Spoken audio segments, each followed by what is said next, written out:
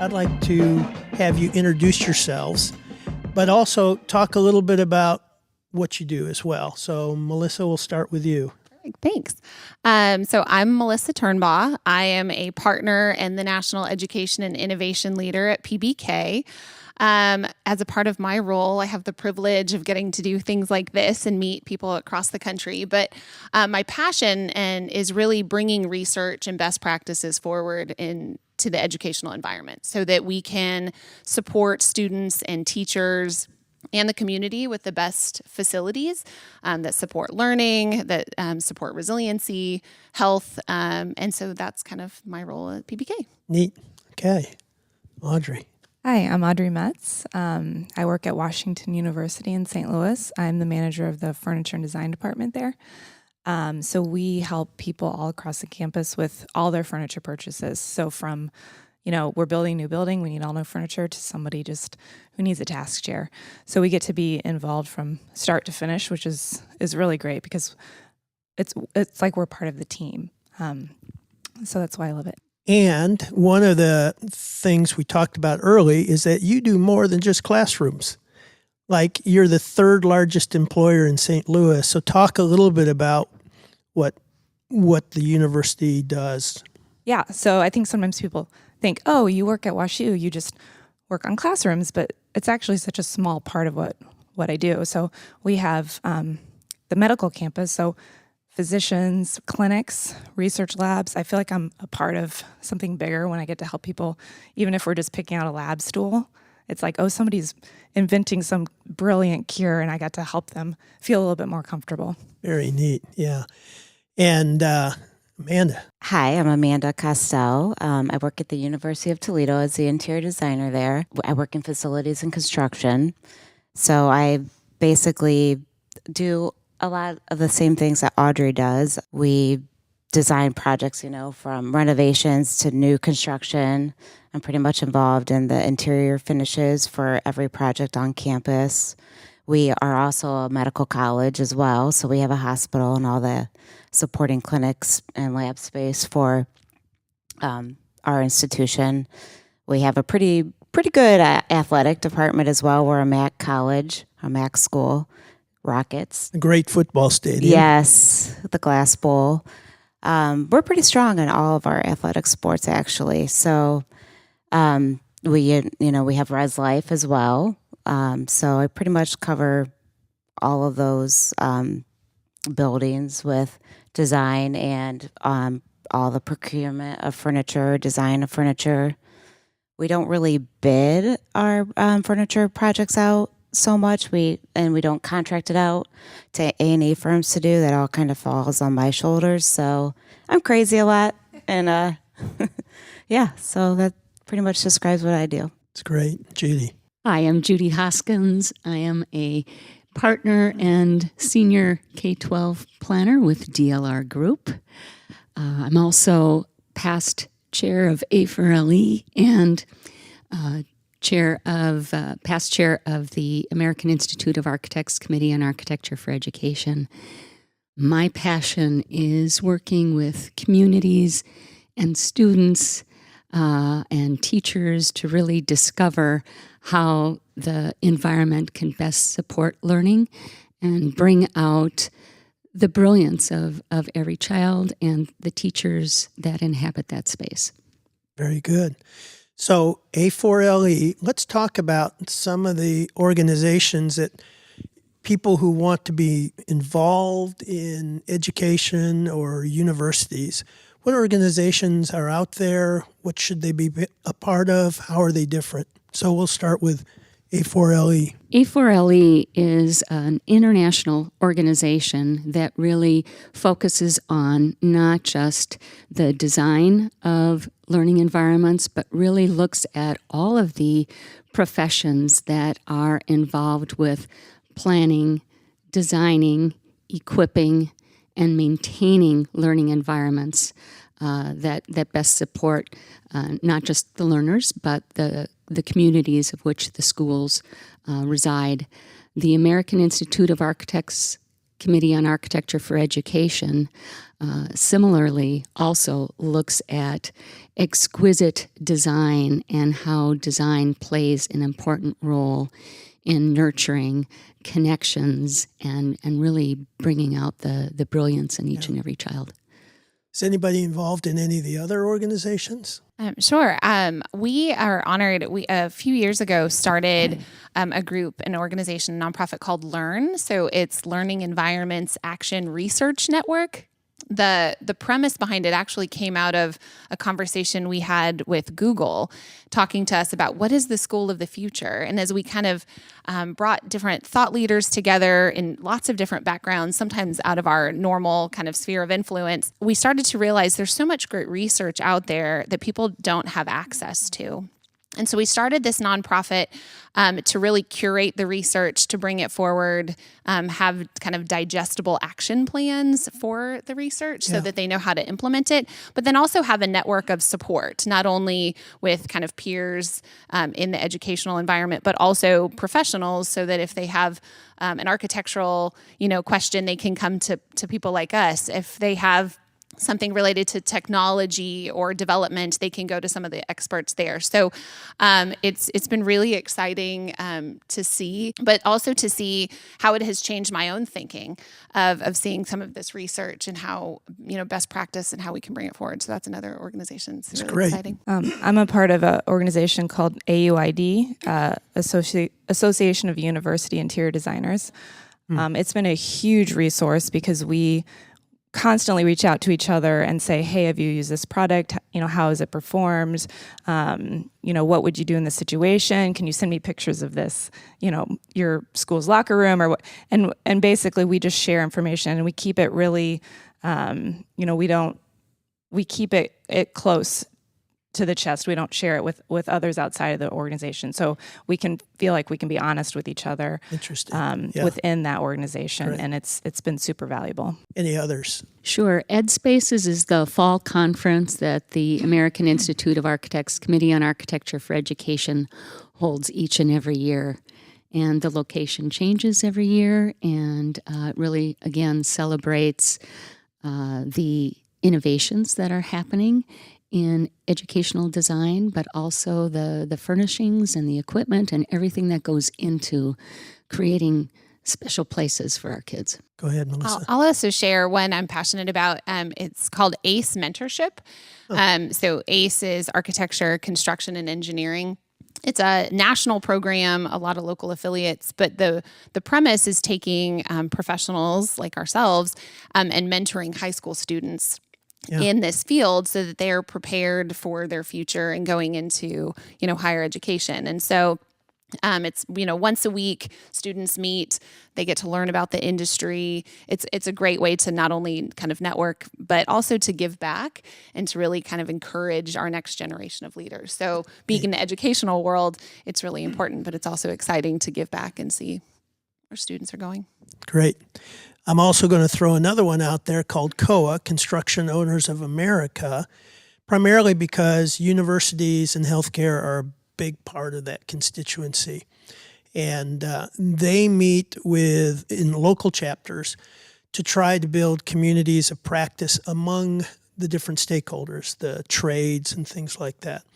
So part of the reason I'm asking that is, how do we keep up with the changes? Where do you go for understanding what the future is going to look like? I think we've gone through a little disruption over the last couple of years, which means we're adapting. So what are some of the ways that you personally or your organization is adapting to, what we've experienced over the last couple of years? And I'll start with you again, Melissa. Perfect. Well, I had mentioned the nonprofit Learn. Part of that came out of the pandemic of understanding how learning has changed and also the priorities. I think we are doing as an organization a lot of listening and a lot of learning from people outside of our organization. Right now there's an overwhelming amount of students coming to school with neurodiversities, with anxiety, and different stressors. And so with that, we have actually brought in a lot of healthcare professionals so that we're doing learning, and we're doing it with mental health, physical health, and then kind of community and environmental health, so that we are learning from experts in their field and understanding how we can translate that into our school environment, so that we're helping support students that spend arguably more time in their schools than they do at home. And so that making sure it's a supportive space for them to grow and to do their primary thing, which is to learn and connect with others. And so I would say that's some of our biggest kind of lessons learned is really listening to what are the pressure points that districts and collegiate institutions are dealing with, and making sure that we are knowledgeable on it from others. Judy, I'll go here, and then we'll do the two institutions next. I would say beyond the associations that we were talking about previously, I think what I feel very privileged about working with DLR Group is they have all of these different market segments that comprise the firm. And so when we're looking at educational planning, for example, we don't just limit ourselves to the K-12 educational market, but we bring in experts from health and mental health and housing. And as we think about healthy schools, we can't separate them from healthy communities. And I think enlarging the conversation to include these broader segments is really, really critical if we're going to move the needle and have the substantive change that's needed going forward. Yeah. Amanda, where do you guys go to try to figure out what the future is going to be, how your students are changing in terms of what their needs are, and what are some of those changes that you're seeing? We're a strong engineering and STEM-H school. Okay. So we have tried to just focus or start focusing primarily on those two markets and sectors in education. Yeah. Audrey? I think for me, kind of from the facility side, my main job is just to listen to what the needs are. So I don't want to say never go outside and, hear what others are doing, but really just trying to understand when someone comes to me with a need for their space, to really just listen to what it is they're doing in that space, how it needs to function, what their goals are, and then just trying to help them accomplish that in the space. Yeah. Talking about engineering made me think, I was just listening and I went to a program at Rice University, and they were talking about innovation and preparing, students for the future. And they were talking about in their engineering program, they're now bringing a component of business and innovation, because they are producing wonderful engineers, but they realized that to be relevant for the future, they really need to be innovative. And so it was design thinking, thought leadership in that facet, so that they can be relevant. So I think as we talk about automation and AI, having the skill sets to be creative and innovative and giving them environments that support that innovation, I think is really going to be important, because otherwise I don't know that they'll have the muscles and the strength and the skill sets for the future. So It just made me think of that. Well, I'd like to pick up on the neurodivergent trend that we're seeing. And I've got 3 kids who are neurodivergent. One with autism, one with severe ADD, and it's funny at times. And then one with anxiety and OCD. And so I call those one-off kids, but we work in a system that isn't designed for one-off kids. And I'm interested in the journey, because this is a journey for all of us, right? And we're all learning, and we're all trying to figure out what's the environment. So what are you learning? I'm not looking for solutions. We're still trying to get the language right, the difference between neurodiversity and neurodivergent, and discover that. So not as experts, but as people on a journey, where are you guys at? Let's start with the universities. I feel like for me, it is just, I'm starting to learn, just the cusp. seen a few CEUs, and the conversations are just kind of starting. Yeah. So can't say I've seen a lot of implementation at the university yet. I'm sure there are others thinking about it as well. But it has been interesting to me that people are thinking about it. And I think that's probably the most important step, is it's something that people are now aware of. And like you said, with your children, that each one had kind of a unique trait, but you add all those up, and there's a lot of people that would fall into that neurodivergent category. So I think for me, it's just continuing to learn and understand how we can create spaces, because some of those, you think of someone with autism versus someone with like ADHD, and their needs are opposite from each other, stimulation versus no stimulation. And so it'll be interesting. I don't have the answers. I don't know if anybody does, but it'll be interesting to see how it plays out over the next few years. Yeah, very good. Picking up on that one size fits no one. As a mom of two children that both had ADHD and one that also suffered from anxiety, it becomes personal, and you realize that how might we create the kinds of environments that embrace all our kids. I find myself using the word brilliant a lot, because I do firmly feel that every child is brilliant, and it's our responsibility, it's our opportunity to create the kinds of environments that allow each and every child to flourish. And I think whereas in the past it was, let's medicate them and let's force them to sit still for 8 hours a day, Right.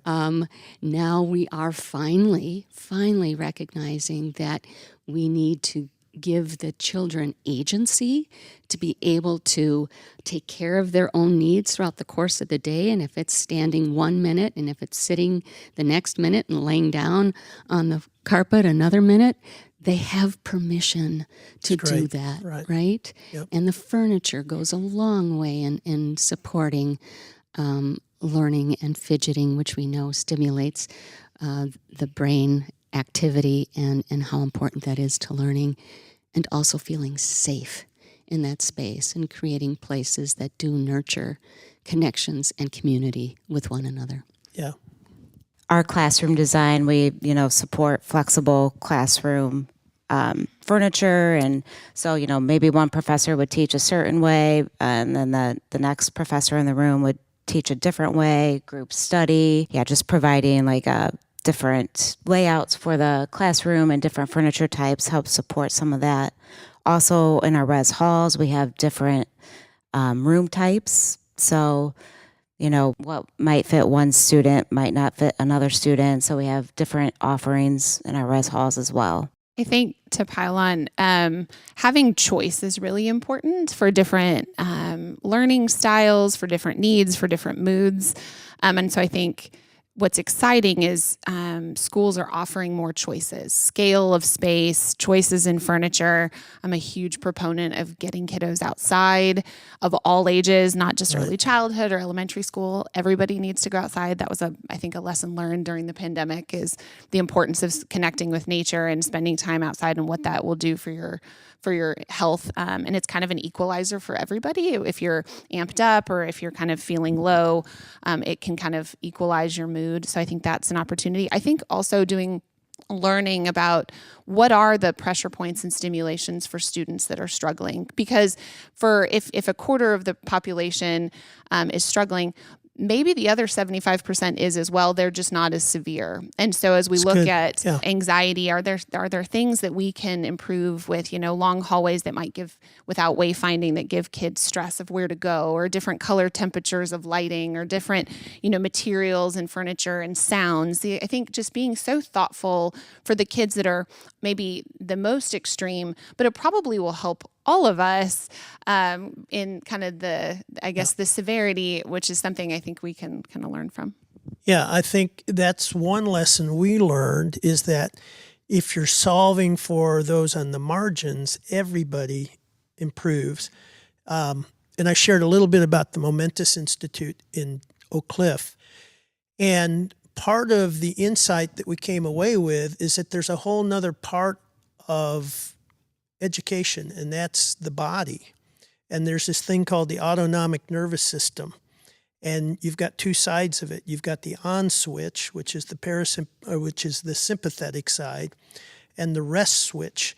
So this school is in an area that has at-risk community, and the kids come in amped up. They may not have slept all night, may be coming out of chaos. So part of the education there that we're learning from them is how do they become self-aware of what's going on in their body, and how do they self-regulate. So having the agency to be able to pull off, and they have this neat little thing called a glitter ball. And so if Melissa is in and she's amped up, and I know she's going to pop here, then I'll give her the glitter ball and just say, Melissa, why don't you go settle your glitter? So she'll go off on the side, shake it up, and then do some breathing to lower the heart rate down to get more into a parasympathetic state. So all these things about movement, about self-regulation, stress, any stress going on in the environments that you guys have, and how do you manage that? And we did learn that a stressed out teacher creates a disengaged student, and they can feel it up to 4 feet. Whatever anxiety you're going through, and and we've seen mob situations where all of a sudden the anxiety just pops and it becomes viral. And we've seen also concerts where everybody's in sync. So learning how to kind of regulate a group and things like that is a new area that we've watched and seen.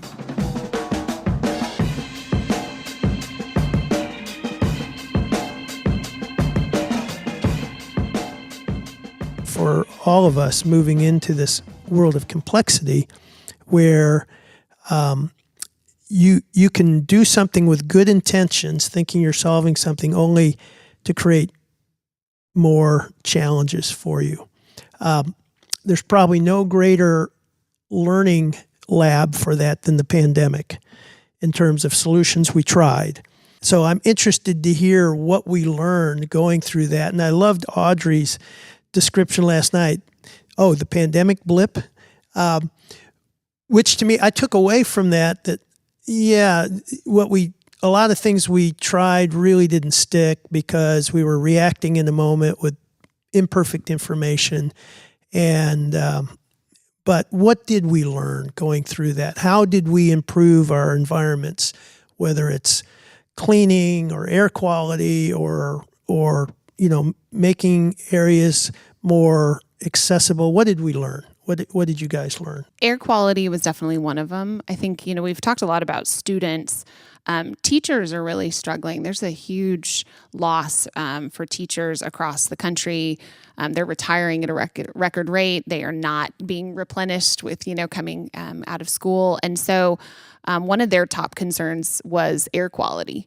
And so I think part of it, everyone changed their filters, but I think communicating some of the great work that was already being done, I think it goes the same for safety and security. I think, there are some measures in place, but if people aren't aware of them, they might not feel safe. And so then they can relax and have their primary, function of learning and or teaching. And so I definitely think air quality was important. I think also the idea of flexibility of learning. We learned during the pandemic, learning can happen anywhere. It can happen at home in front of a device. It can happen outside. It can happen in a hallway spread apart. I do think we need community together. But I think it opened up our eyes to it doesn't have to happen in a classroom to be successful. And it actually maybe is more successful sometimes outside of the classroom. And so I think that's a really exciting thing that came out of it is now our spaces and our buildings can be much better utilized and serve different needs. And I think that was one of the great things that came out of it. Yeah. Audrey, what did you take away from lessons learned? Yeah, I think we all became very aware of the importance of community, because when it was taken away, it was missed, and there was some bad consequences from that. And so even just, when I had to come on campus during that first year to check on something or work on something, and there was no students walking around, it was just the saddest feeling. It was not good. And if a student did need to come out for something, they felt the same thing, like, where is everybody?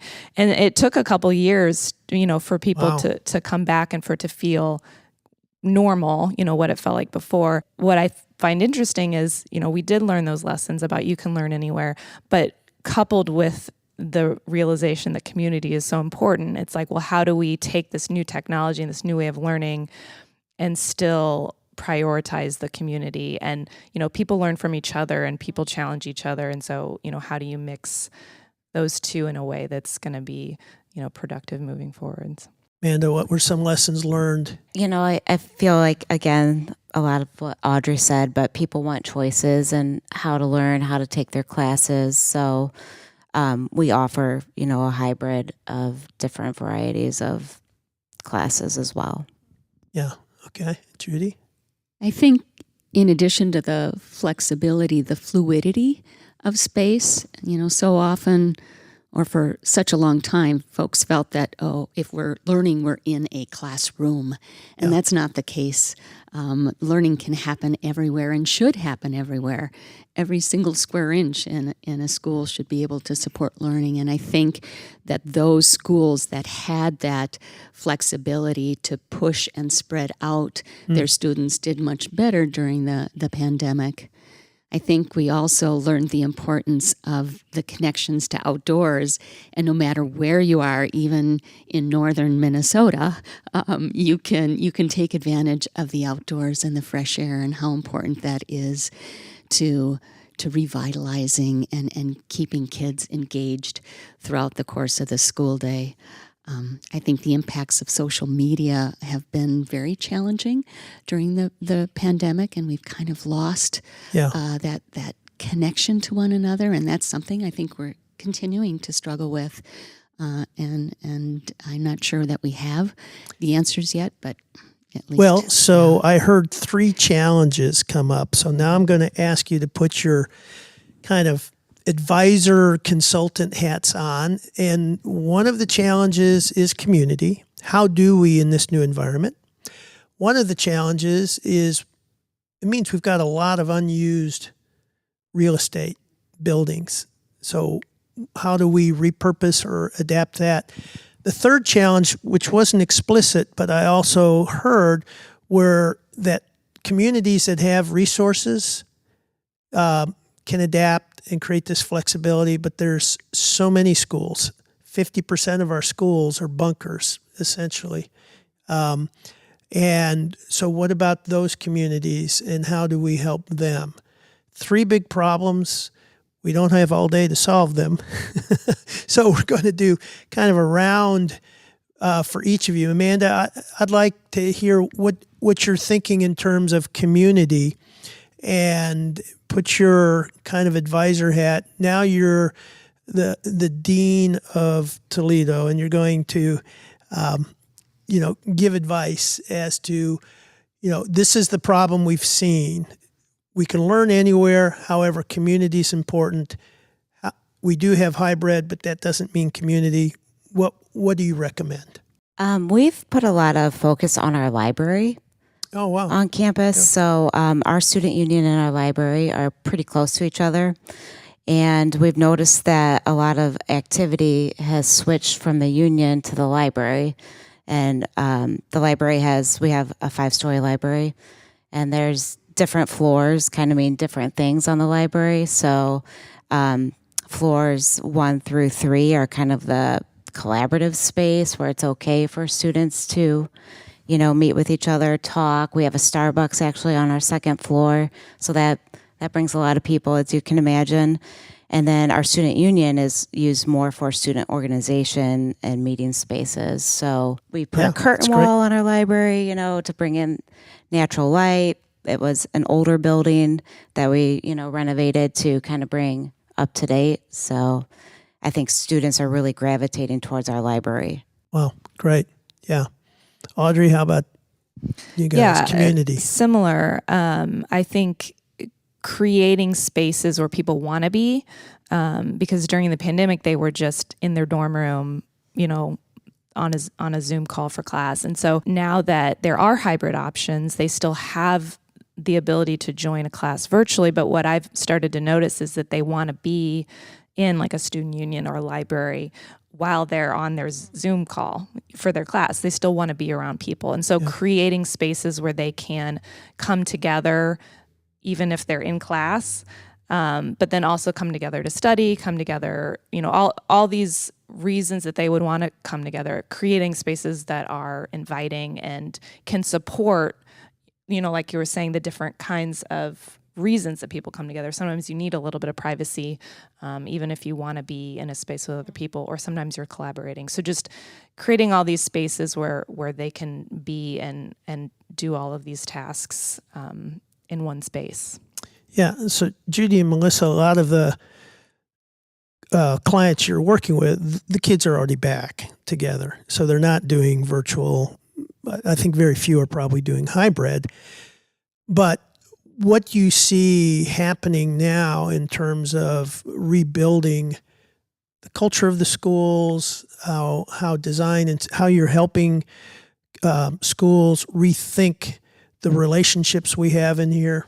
I think one of the most powerful examples that I've been a part of recently, and it's an association I neglected to mention previously, but it's Reimagine America Schools. And they were working with the Siegel Family Foundation in the Douglas cluster of Atlanta public schools. And they recognized that right now everybody's still having the same conversation in their silos. And what they did is they brought together the mayor's office, they brought together health organizations, they brought together residential developers, and they brought together the big business corporations within the community, along with the school district. And they said, this problem is bigger than any one of us. We have to work together to solve it. And so, and mass transit too was another group at the table. Once again, we asked the students, what learning looked like to them and what kind of environment and culture they needed to be successful. Two of the students shared a story where they both came from very similar situations. They had never met their dads. Their moms had had them when they were 15. Their moms were working 3 minimum wage jobs. They had siblings. Their moms wanted to be a mom, but didn't have the capacity. So that responsibility fell on these students' shoulders. We know how important it is for students to be able to bring their full selves into an environment in order to learn. And they said, we're taking care of our siblings. We have to make sure they get on the bus. We know that we're going to be evicted again at the end of the month. We don't know where our next meal is coming from.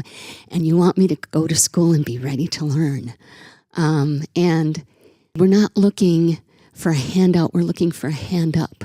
Can we figure out how to help our moms get them on their feet so that we then are freed up to learn? And so that's why it takes all of those players to come together in order to figure out how we have the right housing, how we have the right training for the moms, the resources to help them boost their skills so that they can be the parent that they really want to be to their kids. Yeah, community's role in the school is so important. And so if the community isn't supporting those kids, it's really going to be hard for them to learn. I also think in the schools and even in the work environment, a lot of times the best community you have at the office is people you met, you're heating up your lunch and they said, oh, that smells like something. Hey, and then you start in this long dialogue and you realize you have all of these wonderful things in common. And then that creates this kind of stickiness where now you have a friend, you know more about them, you want to get to know them, you respect them. And I think giving kids the opportunity in schools to have those kind of, water cooler moments. So through design that they get to kind of interact with one another, they're not just in a classroom. And the more kind of casual interactions they have, the more they start to see people that might not look like them or be like them, but have similar passions or interests. And the more we can do that, it becomes less small groups in a school and more true community, because then these networks all start to interact with one another, and then people want to come to school, and then they have a safe space and safe people because people know them beyond just what they're wearing or who they look like, or what classes they're taking, and they get to know a little bit more. And so I think as architects, if we can design spaces that allow for those casual interactions, small groups outside of a classroom, spaces to have lunch that isn't just a big cafeteria, all of these things, it will help retention. And I think the same goes for teachers. Giving teachers spaces during passing periods, during, off periods to have those interactions, then they have a community. So then it starts to create a much healthier system. And then for safety and security, people, if they're feeling vulnerable, they have people and places to go. And so I think it's something we need to look like in our work environments and our school environments. And then how we design it, I think, needs to be really intentional. That's neat. So what I'm hearing is that secondary spaces are becoming primary spaces. And I'm not going to go into, I'd love to, I've got about 2 more hours of questions, but I'd love to go into what do we do with these, primary spaces that are now becoming secondary spaces. But what I'd like to end with is just a reflection of the 2 days. And so think through, and what are some things you're taking away that you think are going to help you in your role going forward? Any insights, ahas? I know we had some fun at dinner looking at everybody's strengths. And when we do one-on-ones, we're going to go a little bit more into how you're personally wired and the magic in that. But what's kind of a go-away thought and something that was helpful for you? I like the story last night about the table with the 8 fixed chairs around it. Yes. And how there's no opportunity to pull up a 9th chair.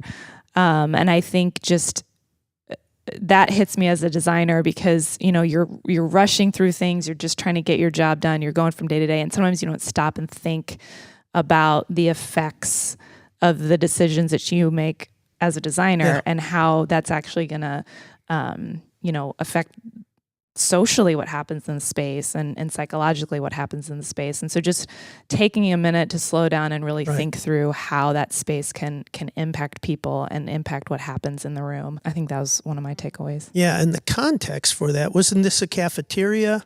So they had those round tables with those fixed 8 chairs in there. And I think it was a mom that was speaking to the school and say, what the implication is that there's a defined group. You're either in this group or not in this group. And it doesn't give the permeability or the flexibility of being inviting because if there's no more seats, there's no more seats. But not having fixed seats allows people to pull up a chair and be part of the group. That was a great story. Yep. Any other takeaways, memories? I wanted it to be longer, other than just day and a half. Yeah. I think. And why? What was it about? Well, I feel like I'm just getting to know all these amazing people here on this couch and chair, and in the room around us. Yeah. And I'm my curiosity is piqued, and I want to continue to learn more about you and continue the conversations after we're separated today.